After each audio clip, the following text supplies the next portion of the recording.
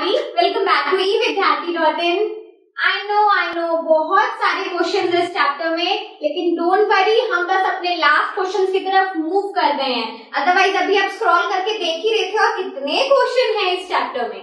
कोई बात नहीं, थोड़ा सा और रह गया। जब इतनी पेशेंस रख लिए तो थोड़ा सा और रख लो। चलिए स्टार्ट करते हैं अपने क्वेश्चन नंबर 13 के साथ। एक बार देखते हैं क्या हमारा क्वेश्चन है।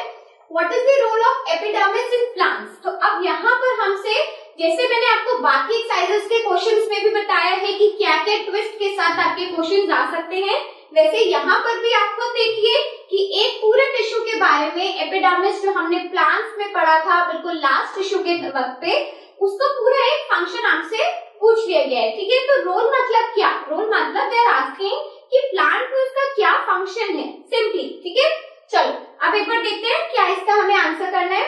Epidermis is a continuous outer protective layer having no intercellular spaces। तो we very well know कि हमारी जो एपिडर्मिस होती है, चाहे हमने उसे अपने एनिमल टिश्यूज में पढ़ा हो, चाहे हमने उसे प्लांट टिश्यूज में पढ़ा हो, हमेशा वो एक कॉन्टिन्यूस लेयर और एक आउटर लेयर की तरह काम करती हुई हमें दिखती है। ठीक है, क्योंकि वो आउटर लेयर है तो ये हमें जानने में देर लगेगी नहीं कि प्रोटेक्शन तो भाई दे ही रही है, क्योंकि हर चीज जो भी आउटर साइड पे होती है, जो भी बाउंड्री की तरह काम करती है, वो हमेशा क्या देती है? प्रोटेक्शन तो देती ही है। ठीक है, तो एक रोल तो, एक फंक्शन तो आपको फ्री में मिल गया ना कि it protects all the parts of the plant. ठीक है, चलो आगे बढ़ते हैं।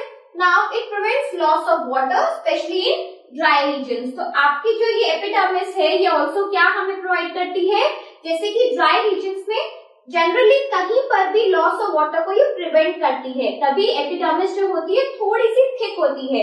बट अगर आप ड्राई रीजन्स की पर्टिकुलरली बात करते हो, तो क्योंकि वहां पर वैसे ही पानी की कमी है, तो अगर ज्यादा पानी इवेपोरेट हो गया तो ज्यादा दिक्कत हो जाएगी, प्लांट हमारा डेड हो सकता है। ठीक है, इस वजह से वहां की जो एपिडर्मिस रहती है particularly very thick. It is why? Because to prevent the loss of water. ठीक है, चलो नेक्स्ट मूव करते हैं।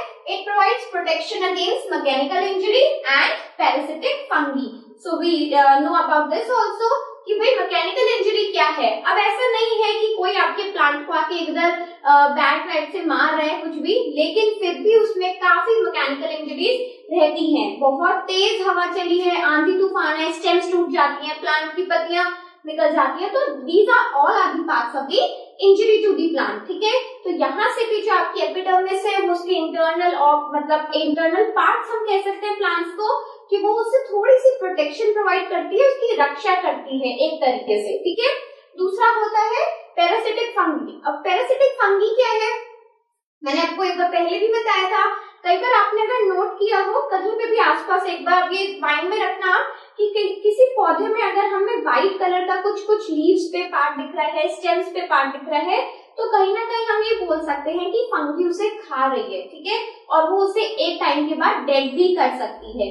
तो वही पैरासिटिक फंगी से बचाने के लिए भी एपिडर्मिस काम करता है। ठीक है, सो ये हो गए हमारे एपिडर्मिस के फंक्शंस। प्रोटेक्टिव है, मैकेनिकल इंजरी के अगेंस्ट काम करती है और पैरासिटिक फंगी से बचाती है। ठीक है, चलिए अब मूव करते हैं अपने नेक्स्ट क्वेश्चन की तरफ।